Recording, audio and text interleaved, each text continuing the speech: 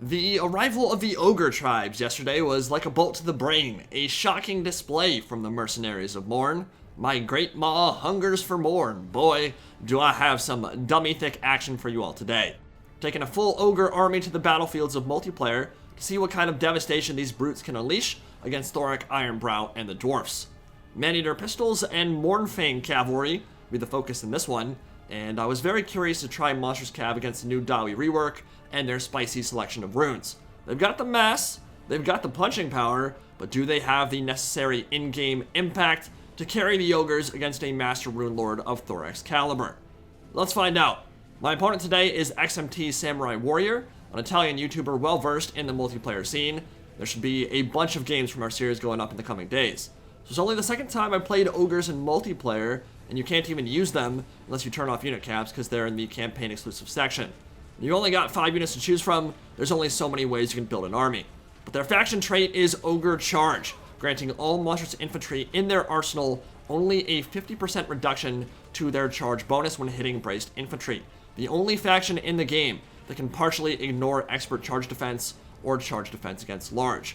In this particular matchup against the Dawi, the dual-wield bull variant are probably your best bet for punching through shield walls in a cost-efficient manner. 700 gold, 8 bonus versus infantry, and they'll still retain 22 of their 44 charge bonus when going right up the gut into a braced phalanx. So, Mournfang Cavalry, without question, are my favorite unit of the bunch. They are the creme de la creme of this horde. Remember, these stats aren't necessarily final for their implementation in Game 3. Pretty likely there will be more heavily armed and armored variants than the ones we see here, but even still, they are beasts. 75 speed, 66 charge bonus, crushing mass and impact damage, and a healthy dose of AP courtesy of those impenetrable skulls and goring tusks. At 1400 gold, we have man-eater pistols, probably overpriced at that point, but they do have nice stats and the extra utility from their hand cannons, which they will fire in melee, which gives them an extra boost when they're fighting in CQB. And finally, we have a unit of man-eater great weapons, which hit like a Mack truck, almost double the weapon strength of regular ogres, and a hefty 26 bonus versus large, which might come in handy against, I don't know, an Anvil of Doom? Cross the snowy ridge, wait the armies of XMT Samurai Warrior and Thorek Ironbrow, Master Rune Lord of Karak Azul. He is equipped with the Rune of Speed, fantastic for both Slayers and Hammerers, the Rune of Negation for a 40% ward save, and his Rune of Doom, which gives the Dwarfs a map-wide, fear-causing melee attack buff, which is very strong. His Master of the Ancient Lore trait lowers the cooldown of all his runes whenever he's fighting in melee, and he gives immune to Psych in an AoE. He does not have his unique weapon-clad Brakak in multiplayer, though, which is a bit lame. Might have thought it would be too OP given the rest of his kit, I guess. But he is an expensive lord, while being a very good one. In the front ranks, miners with blasting charges, a hammer unit on each flank, 2 bolt throwers, Bugman's Rangers, Thunderers, and a Master Engineer, which had a complete rework in this update, and he is going to be the best dwarf hero by a country mile now.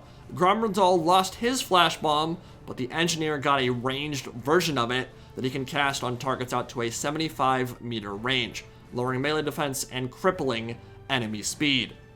He can also restock friendly ammunition up to 4 times like a Gunnery Wight, but that would skip this battle because there isn't really anything that would benefit from that very much. Doing that with a Brimstone Gyro or something could get pretty toxic, but yeah, Engineer is extremely good now, and of course, he's already buffing the bolt throwers with his ballistic calibration. 2 Iron Drakes round out the rest of the build, and right now, bolt throwers are taking out some ogres straight through the gut plate, murdering these poor monstrous infantry on the way in, doing some good damage at the moment. And these ogres are not the sharpest tools in the shed. You'll see them stabbing themselves with their idle animations quite a bit in this battle, but as they march, you know they're gonna pack a wallop. So do Iron Drakes, though, turning up the heat with some napalm. Now, obviously, Trollhammers would be better in this situation, but flamethrowers are still quite good versus low armor monstrous infantry. Ogres only have 40 armor, so send a few crossbow volleys their way, bathe them in fire, and they'll start dropping pretty quick. But that 8 bonus versus infantry gets them up to 40 melee attack, not counting their massive charge bonus. And that means, with all of their armor piercing, yeah, they're gonna beat through miners in about 5 seconds flat. Not a problem at all.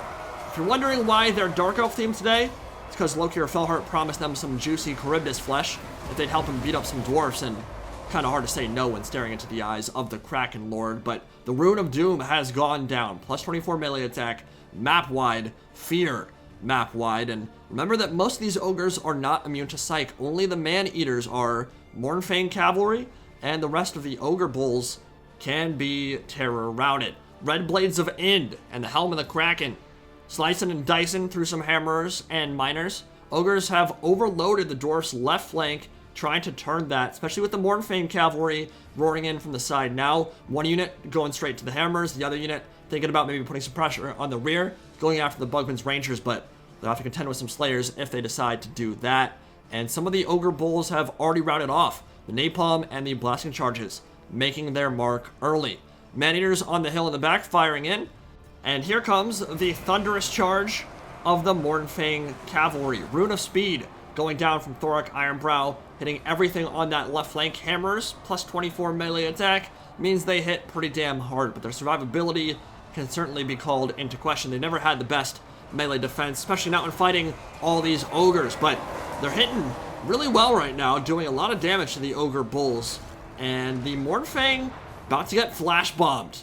Look at that speed, plummeting down into the 30s, and that can make it very difficult to disengage from Slayers. In fact, they might not even be able to fully do so.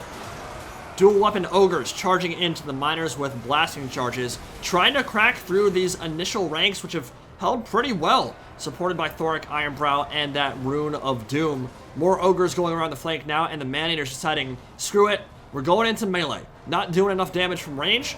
Their pistols do not penetrate multiple models like Leonardo DiCaprio, and so that means they kind of just overkill models and waste a lot of their damage against regular infantry. And if you take a bolt to the chin and the nipple, you're probably gonna die. Those are some big-ass arrows, so that's why they decided to commit to melee. They realized if they sat back and just shot, they weren't gonna do enough. They have great melee stats. Let them use those cutlasses. Let them get into melee. Let them get some point-blank shots off. Like I said, they do use them in CQB, so it kind of like doubles their melee DPS, which makes them a bit more cost-efficient in that way. And with Mournfangs coming in from the rear, yeah, that should be more than enough damage to deal with miners. Awesome hammer and anvil from one of those premier monstrous cavalry units. And that's a dead miner unit, man. Almost instantly, that unit is straight up gone. More Mournfang coming out of the trees. Flash bomb has worn off, and they're looking to line it up against those hammerers. Look at that impact, sending the entire regiment flying straight down the flank. Their mass is impressive. Their charge bonus is impressive. Taking a lot of fire from those Thunderers, and those Bolt Throwers are doing their best to collapse in, shut down all this range firepower. Big charge coming in from the rear, and those Thunderers will not be around for long. Not with a charge bonus like that, man. They hit hard. That unit was full HP, down to half in 3 seconds. Monstrous Cavalry is no joke. But the Bolt Throwers cannot be ignored. They are reaping a terrible toll in and amongst these Man-Eaters. What a nasty shot, straight through the face from behind. And let's get another look at that charge down the flank of those hammers, man. That is so satisfying. More Mournfangs coming in from the rear, messing up these Thunderers.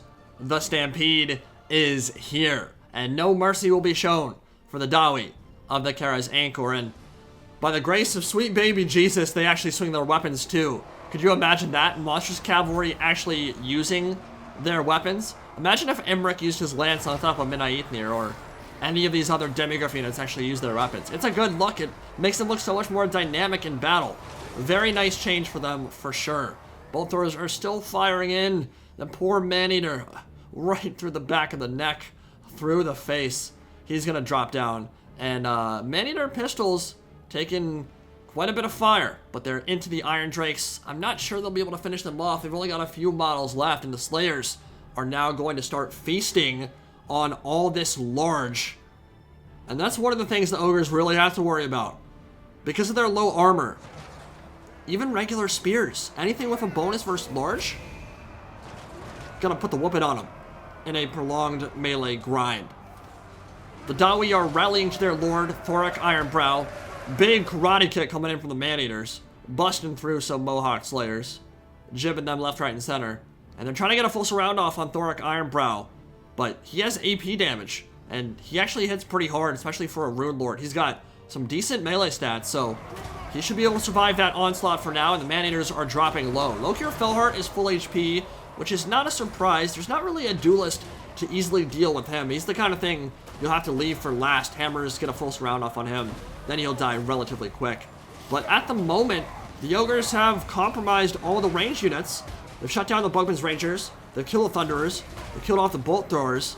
Both armies are in tatters at the moment, but Ogres are looking relatively strong here, and all their Mournfang Cavalry is still alive. And they're going to make sure those Thunderers can't come back, because one full volley could finish off quite a few of these models. It'd be a huge problem. Another Master Rune of Doom going down from Thorek Ironbrow. And that Anvil of Doom.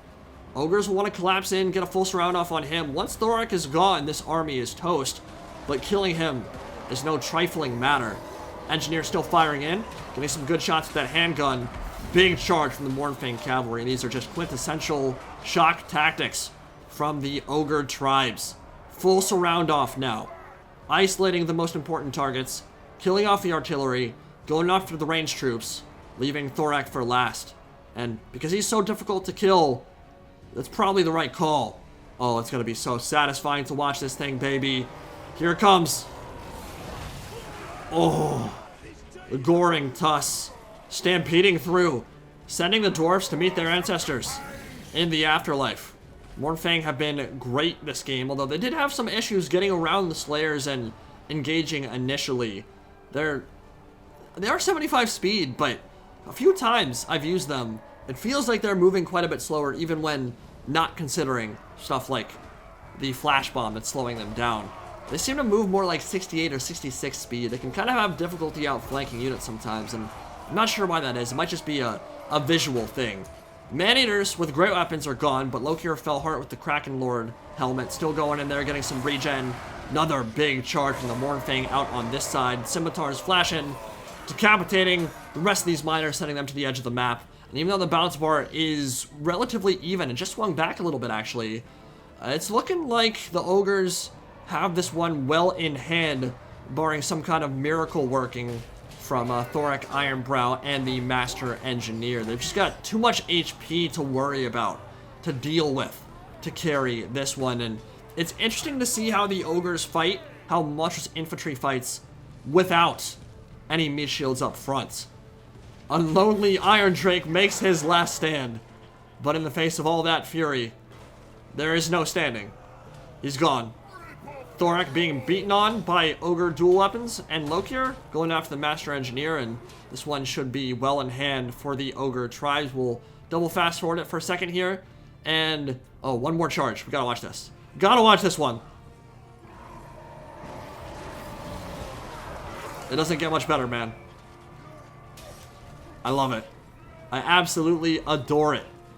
Exquisite work. But yeah, the Ogres, it's interesting because they're different than all other monstrous factions in the game, in that they have incredibly cheap monstrous infantry. 550 gold means that meat shields are maybe a little bit less important as they get that full surround off and finish off Thorek here.